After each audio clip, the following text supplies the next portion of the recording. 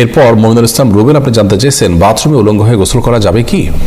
বাথরুমে কিংবা টয়লেটে যেখানে আপনাকে অন্য কেউ দেখতে পাচ্ছে না, এরকম জায়গায় গোসল করলে আপনি শরীরের সমস্ত কাপড় চোপড় খুলে বিবস্ত্র অবস্থায় গোসল করলে সেটি হারাম বা সরাসরি নিষিদ্ধ কোনো কিছু হবে না। আমাদের মনে রাখতে হবে যে একটা সময় পৃথিবীতে মানুষের বেশিরভাগ মানুষেরই অনেক বেশি কাপড় চোপড় থাকতো না, অনেকেরই একজোড়া কাপড় থাকতো যেটা দিয়ে তিনি তার জীবন পার করে দিতেন। আজকাল আলহামদুলিল্লাহ আমাদের অনেক কাপড় চোপড় রয়েছে। তো যার সামর্থ্য আছে এরকম অবস্থায় তিনি সকল কাপড় চোপড় খুলে গোসল করাটা তার জন্য অনুত্তম।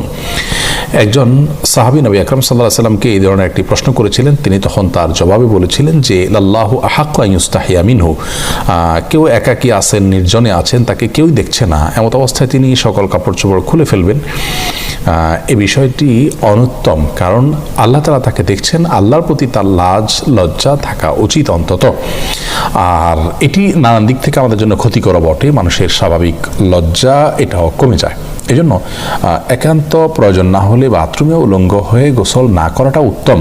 আমাদেরকে নবী আলাইহিস সালাম যে নির্দেশনা দিয়েছেন, বোঝা যায় নবী সাল্লাল্লাহু আলাইহি সাল্লাম প্রয়োজন ছাড়া বিবস্ত্র হওয়ার বিষয়টিকে পছন্দ করতেন না। তবে যদি কেউ বিবস্ত্র হন, তিনি একাকী আছেন, কেউ দেখছে না, তো সেটা তার জন্য হারাম হবে না।